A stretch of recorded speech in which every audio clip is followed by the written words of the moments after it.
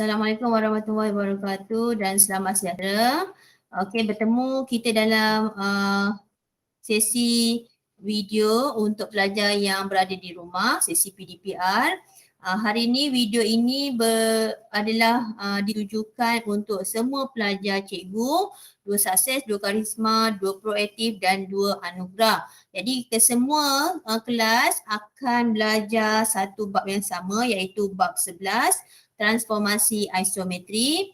Ini adalah untuk kelas 17, 18 dan 19 November 2021. Jadi pelajar diharapkan dapat print helaian yang telah cikgu berikan di dalam grup WhatsApp, ataupun kamu boleh dapatkan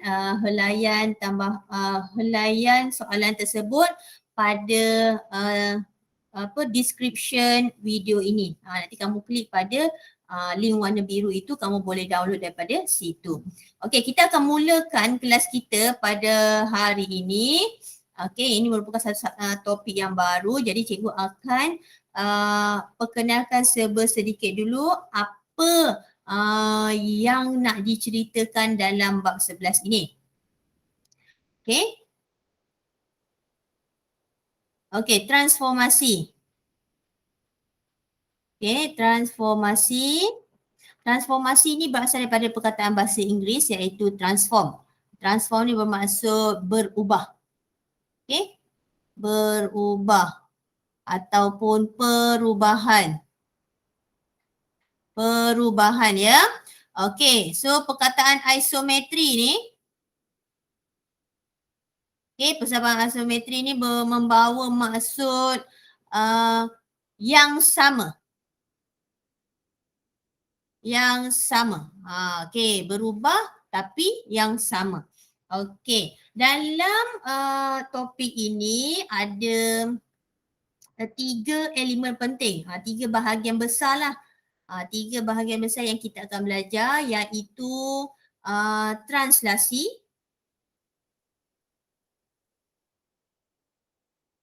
Okey, kedua pantulan. Dan yang ketiga putaran. Okey. Ada satu lagi sub dalam topik ini, tapi itu nanti cikgu akan perkenalkan kemudian. Jadi cikgu nak kamu stick dulu untuk bahagian ni, 3 bahagian besar ni. Okey, yang selalu diulang-ulang dalam topik ini. Okey, jadi bertepatan dengan helaian yang kamu dapat itu, kita akan mulakan dulu dengan subtopik inilah, iaitu translasi. Okey, iaitu translasi. Jadi latihan yang kamu buat pada minggu ini adalah berkenaan translasi. Okey? Okey, sebelum itu okey, kita akan cikgu bagi latihan lain. Cikgu akan mulakan dulu dengan maksud perkataan transformasi itu. Okey, semua boleh tengok pada handout kamu. Okey, transformasi merupakan pergerakan semua titik. Cikgu dah gariskan lah. Ini adalah keyword dia. Jadi kamu kena fahamkan ayat yang digariskan itu. Pergerakan semua titik dari tempat asal ke tempat baru. Okey, tempat asal ke tempat baru. Okey, sebagai contoh, anggaplah kamu sebagai kamu duduk di tempat kamu. Okey, jadi kamu diminta untuk pindah ke meja ataupun kerusi lain. Jadi itu kita panggil pergerakan dari tempat asal ke tempat yang dikehendaki. Itu kita boleh panggil transformasi. Okey, transformasi akan mengekalkan bentuk asal. Okey, ini keyword dia lagi, bentuk asal. Bila mengekalkan bentuk asal bermaksud bentuk dia tetap sama. Okey, bentuk tetap sama. Okey, bentuk dia tetap sama. Okey. Okey, kamu boleh buat tambahan sikit untuk nota transformasi ni. Okey. Transformasi juga dikenali sebagai pemetaan. Okay, pemetaannya itu mapping. In English kita panggil mapping. Okay, in English kita panggil mapping. Okay, satu lagi dalam bab ini kita diperkenalkan objek.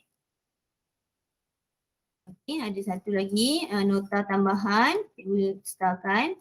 Ada objek dan image. Ada objek dan image. Objek ialah bentuk asal, image ialah bentuk baharu.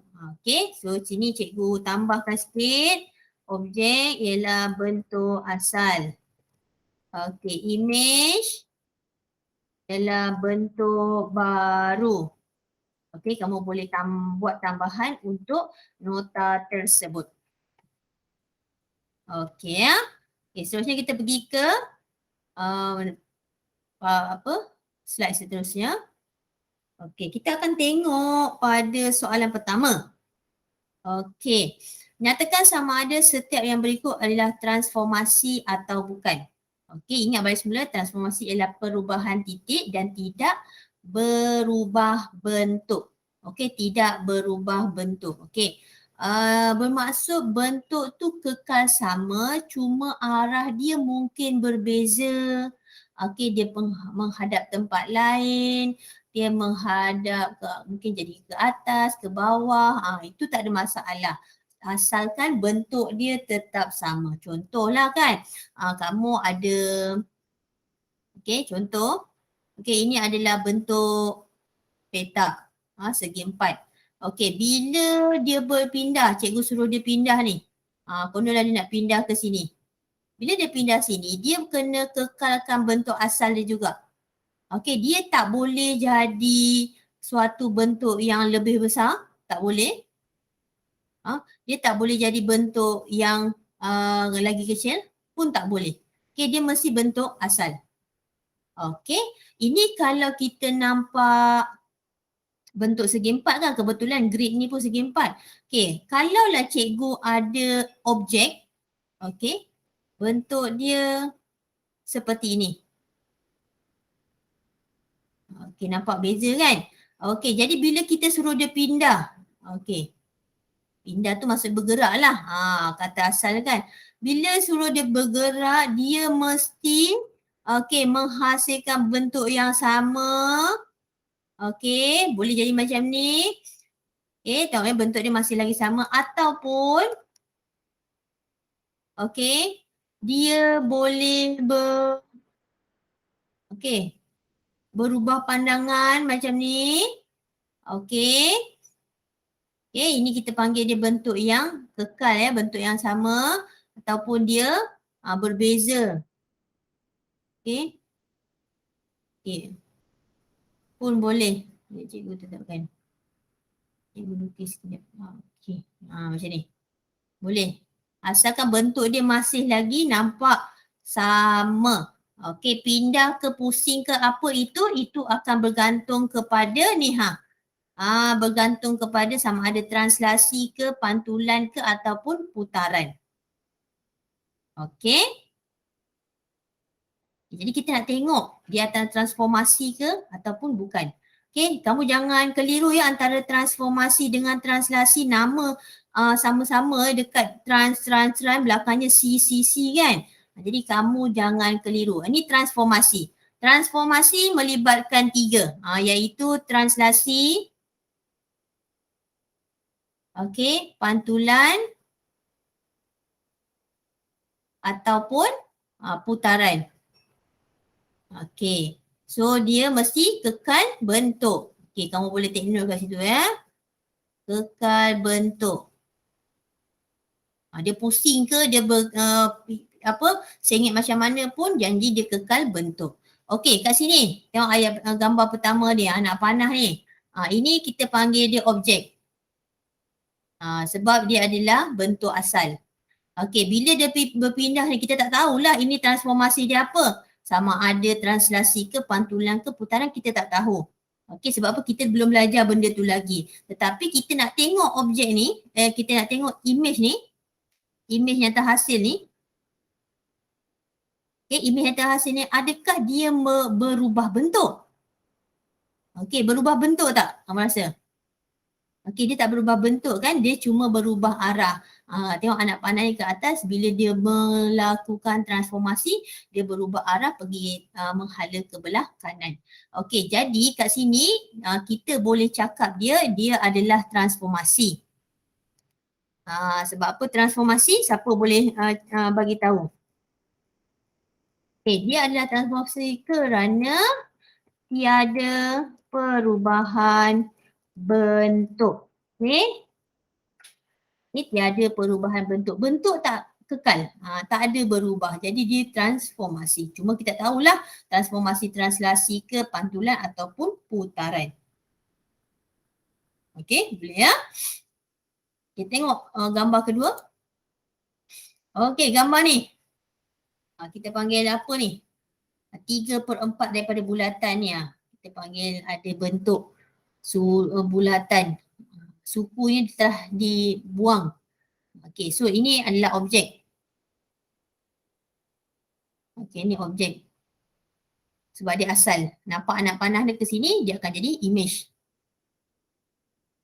Okay, dia akan jadi image. Okay, adakah ini transformasi? Okay, so dia adalah transformasi. Okay, kenapa transformasi? Kamu nampak tak dia mengecut ke, membesar ke?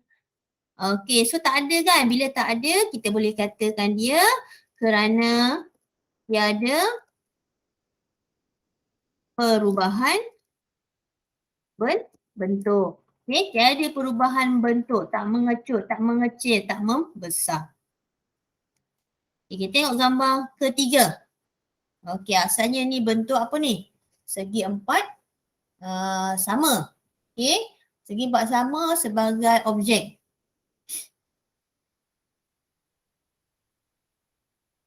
Ini sebagai image. Okey, jadi kita nampak kan terang-terang ni image ni walaupun masih lagi sisi empat tetapi dia berbeza daripada objek dia. Okey, so ini ada ni transformasi ke bukan? Ya, jawapan dia bukan transformasi. Bukan transformasi. Sebabnya terdapat perubahan bentuk. Terdapat perubahan bentuk. Okay, kita try jawab soalan nombor 2. Okay, kita masih lagi di bawah perkataan transformasi. Ya, belajar. Kamu masih ingat kita baru transformasi. Okay, rajah JKLM. Ni rajah ni ialah image. Dia dah bagi tahu dah image. Jadi kamu, cikgu suka nasihatkan kamu tulislah image. Okay, dah bagi objek A, B, C, D, E. Ni objek. Okay, macam mana cikgu tahu? Cikgu baca soalan. Okay, di bawah satu transformasi. Nyatakan image bagi titik C. Nyatakan image bagi titik C. Okay, so kamu tengok C tu macam mana? C tu yang mana? Okay, C tu panjang sikit kan daripada garis ni. Okay, so C itu berpadanan dengan titik J. Macam tu cara dia. Kita banding dan beza. Mana yang sama sebab dia adalah perubahan titik. Okay, garisan BE. Kita tengok garisan BE. Okay, agak-agak mana garisan BE? Okay, dia sama dengan garisan MN. Betul dari situ. Garisan MN. Okay, kemudian C, sudut CDE. Sudut CDE. Okay, sudut CDE bermaksud sudut tu terletak pada D. Mana sudut terletak pada D? Ni, this one. Ni ada sudut reflex di sini. Okay, so sudut pada D ni berpadanan dengan sudut pada L. Okay, berpadanan dengan sudut pada L. Jadi kita tulis dia. Okay, sudut JLM. Okay, ada yang cakap cikgu boleh tak kalau saya nak tulis sudut MLJ. Okey, macam tu. Jawapan dia boleh. Tak ada masalah. Janji yang berada di tengah-tengah itu merupakan sudut. Ni dah belajar banyak kali. Tingkat 1 pun kamu dah belajar benda ni. Iaitu sudut. Okey, cikgu akan tinggalkan soalan ni sebagai homework kamu. Jadi kamu buat, tengok mana yang padan. Okey, kita masuk ke subtopik ataupun istilah yang yang kamu akan jumpa dalam bab ini iaitu kongruen. Okey, kongruen dia cakap apa? Istilah yang menerangkan tentang kesamaan bagi objek yang terlibat dalam proses transformasi. So kat sini apa yang cikgu nak highlight kan, okey, kalau kamu nak fahamkan satu ayat sepenuhnya tak faham kan? Jadi bila dengar perkataan kongruen, kongruen ialah tentang kesamaan. Kongruen sama, kongruen sama, tak ada berubah bentuk. Itu maksudnya. Okey, sebagai contoh, okey, cikgu ada petak ni. Tak maaf petak ni dilukis jadi dia tak berapa nak licin lah. Tak berapa nak lurus. Jadi bila kita nak pindahkan dia, okey, mungkin cikgu buat translasi di sini. Okey, ini adalah objek. Okey, ini adalah image. Okey, apa dia punya proses kat sini? Ini adalah proses translasi. Okey, bila proses translasi, tengok image dengan objek dia sama. So kita boleh cakap dia kongruen. Okey. Kalau objek yang sama, cikgu buat cikgu buat pantulan. Pantulan. Pantulan biasanya kamu dah pernah dengar perkataan pantulan tu, ibarat macam kita letakkan cermin di hadapan objek dan kita nampak bentuk image tu kan. Okey, so pantulan pun tetap akan menghasilkan image yang sama. Okey, let's say cikgu letak garis pantulan di sini. Okey, jangan buat garis licin dulu. Ni garis pantulan. Contoh so, cikgu nak lukis.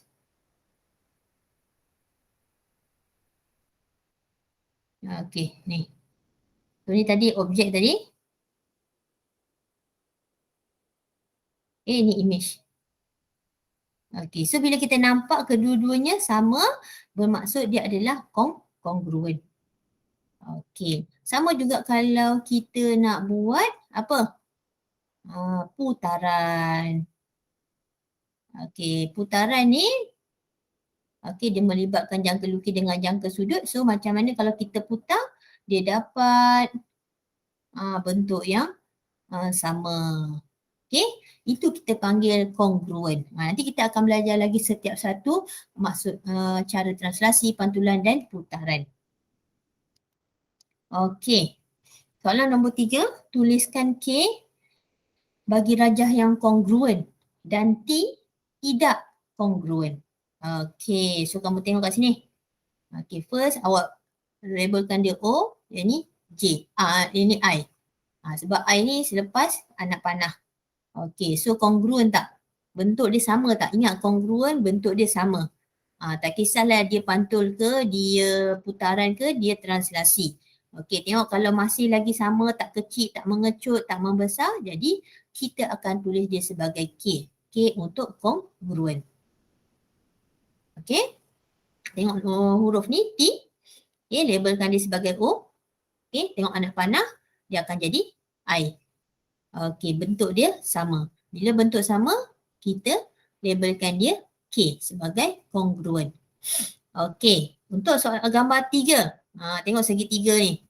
Okey, kita jadikan dia O sebagai objek dan ini I sebagai image. Okey, so apa perlu kita buat? Kita tengok gambar dia, membesar kan kat sini kan? So bila membesar dia tidak kongruen, tak sama. Walaupun pattern dia sama tetapi kita nampak pembesaran di situ, so kita panggil dia tidak kongruen. Kita tulis dia T macam tu. Okay, boleh ya? Okey, cikgu akan tinggalkan ini sebagai homework. Okey, 1, 2, 3 ni. Dan barulah kita nak masuk ke bahagian translasi. Okey, boleh ya? Okey, translasi kat sini cikgu dah siapkan siap-siap nota. Jadi kamu kena fahamkan di sini apa yang soalan ni nak, apa ayat ni bagi tahu, translasi ataupun translation. Okey, iaitu pergerakan semua titik. Okey, pergerakan semua titik. Ya, tak terang warna tu. Okey, pergerakan semua titik objek pada jarak dan arah yang sama. Jarak, arah yang sama.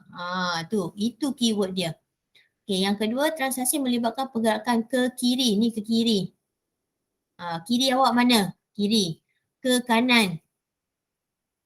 Okey, lepas tu pergerakan atas dan pergerakan bawah. Macam kamu belajar nombor positif negatif. Integer positif negatif kan ada garis nombor kiri, kanan, atas dan bawah. Okey, pergerakan ke kiri. Okey, pergerakan ke kiri nilai jadi berkurang. Pergerakan ke kanan nilai bertambah. Okey, pergerakan ke atas nilai bertambah. Pergerakan ke bawah nilai berkurang. Okey, awak tak perlu hafal benda ni sebab cikgu yakin kamu dah tahu nombor-nombor negatif dan nombor-nombor positif. Integer positif negatif tu. Dan seterusnya, yang ni sudah, ni sudah, ni sudah, ni sudah. Okey, cara menulis translasi dalam bentuk vektor. Okey, ini kita tulis dalam bentuk vektor Okey, so dia akan tulis dalam bentuk bracket besar macam ni. Tuliskan A ni pergerakan apa? Pergerakan ke kiri ke ataupun ke kanan. Kiri atau kanan. Jangan tertukar. Dan B pula pergerakan atas bawah. Okey. So jangan pula kamu pergi pandai-pandai tunjuk bijak, kamu pergi pula letak ni per. Tak, per ini bukan pecahan So jangan letak. Cikgu ulang balik semula, jangan letak per. Okay, dan jangan pula tiba-tiba kamu pergi buat dalam keadaan koordinat macam ni. Ini koordinat. Ini pecahan. Ini jangan tulis. Ini jangan tulis. Yang kena tulis dalam bentuk vektor. Okay, A, B. Macam tu. Ya, kita tengok soalan keempat. Kenal pasti sama ada setiap yang berikut ialah translasi ataupun bukan. Berikan penjelasan dia. Okey, translasi ke bukan? Okey, so translasi ni dia melibatkan perubahan pergerakan sahaja pergerakan semua titik pada jarak dan arah yang sama sahaja. Arah yang sama. So kat sini, okey, cikgu nak bagi lagi satu tips lah kat sini ataupun nota kat sini. Kamu starkan kat sini. Okey. Kamu tulis kat situ. Okey. Translasi. Okey. Hanya melibatkan perubahan bentuk arah dan jarak. Okey, yang sama. Kalau kamu tak faham lagi ayat kat atas, cikgu tulis lagi kat bawah. Bentuk arah dan jarak yang sama. So arah ni paling penting. Arah ni paling penting sebab pelajar dia keliru nanti. Dia kata sama saja cikgu. Okey, arah ni penting. Bermaksud kalau bentuk tu asalnya macam ni, ini objek. Dia buat translasi, image dia mesti juga bentuk menghadap arah yang sama. Okey. Konon kalau dia punya anak panah. Anak panah. Pandang atas kan. Jadi kalau dia bergerak sekalipun. Okey. Dia ke bawah ke atas ke. Tetapi tengok muncung anak panah ni still mengarah arah yang sama. Menghadap arah yang sama. Jom kita tengok nombor 4 ni. Tak apa kita belajar kat sini. Okey, yang ini bukan translasi. Okey, kamu tulis itu bukan. Okey, bukan translasi. Okey, kenapa bukan translasi cikgu? Okey, sebab tengok ini objek, ini image. Kenapa bukan translasi? Sebab cikgu kata translasi mesti arah, jarak dan bentuk kan. Okey, so ni bentuk sama. Okey, nampak tak arah dia? Arah dia tak sama. Okey, so jadi jarak dia jadi tak sama. Okey, tengok ni. Kat sini sepatutnya memanglah ada kat sini. Tetapi kamu tengok, sepatutnya bucu kecil ni menghada ke mana? Bucu kecil ni perlu menghala belah sini. Okey, so dia punya gambar dia akan jadi seperti ini. Okey, gambar seperti macam ni. So arah dia mesti sama. Arah tu paling penting. Okey, jadi kat sini kamu boleh tulis sebabnya. Okey, sebab apa kat sini? Okey, arah dan jarak yang berbeza. Kamu boleh tulis sini ya. Arah dan jarak yang berbeza. Okey, kamu tulis macam tu. Itu sebabnya. Ni bentuk sama, arah tak sama, jarak tak sama. Okey, kita tengok pula yang kedua. Kita tukar warna apa warna pink kejap Okey. Kita tengok dia. Kita ambil satu titik ni. Okey, kita nak tengok dia bergerak kiri ke kanan Okey, 1, 2, 3. Okey, so dia bergerak ke kiri sebanyak -3. Okey, bila dia berhenti kat sini, dia kena ke bawah. 1, 2. So dia berhenti pada keadaan yang sama, bucu yang sama. So dia bergerak sebanyak ke bawah -2. Ini dia punya translasi dia. Pergerakan vektor dia -3, -2. Okey, kita guna pula yang sama. Adakah semua bucu dia mempunyai gerakan yang sama? Okay, kita ambil sini. So dia mesti berhenti di sini, betul tak? Okey, jadi 1, 2, 3. Betul, -3 sebab ke kiri. Okey, gerak pula ke bawah. 1, 2. Okey, -2. Sama. Kebetulan sama. Okey, kita uji pula yang seterusnya. Okey, cikgu ambil yang ni lah. Mestinya dia berpadanan di sini. Jadi kita kena gerak kiri dulu 1, 2, 3. Okey, so -3. Okay, kita gerak pula ke bawah. 1, 2. Okey, -2. So semua titik ni, walaupun kita tak uji semuanya ni, ada 1, ada 2 lagi kita tak uji ni, okey, menunjukkan ketiga-tiga titik yang telah kita pilih tu mengalami translasi sebanyak -3 iaitu pergerakan ke kiri dan pergerakan -2 ke bawah. Okey, jadi kita tulis kat sini translasi. Okey, translasi. Kerana apa sebabnya? Okey, kamu tulis kat situ. Bentuk, arah dan jaraknya adalah sama. Okay, bentuk, arah dan jaraknya adalah sama. Okey, kamu tulis macam tu. Okey, kita tengok yang ketiga. Okay, kamu ambil pen ke warna apa. Okey, kamu ambil satu titik. Kamu bayangkan mana titik padanannya mesti di sini. Okey, oleh kerana kita kena gerak kiri atau kanan dulu. Okey, tengok ni objek. Ini image. Jadi objek kena pergi image. Okey, jangan pula image pergi objek. Jadi kamu gerakkan ke kanan dulu. 2, 3. So dia bergerak sebanyak +3. Dan dia kena naik atas. Naik atas bermaksud naik 1. So ini dia punya vektor pergerakan dia. Okay, kita uji pula titik yang berpadanan yang lain. Okay, let's see juga ambil ni. Dia akan jumpa sini.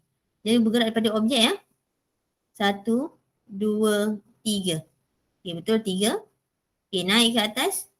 1. Kamu jangan buat atas bawah tau. Kamu kena bergerak kiri ke kanan dahulu. Tengok kiri kanan dulu baru buat pergerakan atas atau bawah. Okey, jadi kat sini dia merupakan translasi. Okey, bila translasi bentuk dia, nama dia pun sama. Okey, dia punya sebabnya pun sama.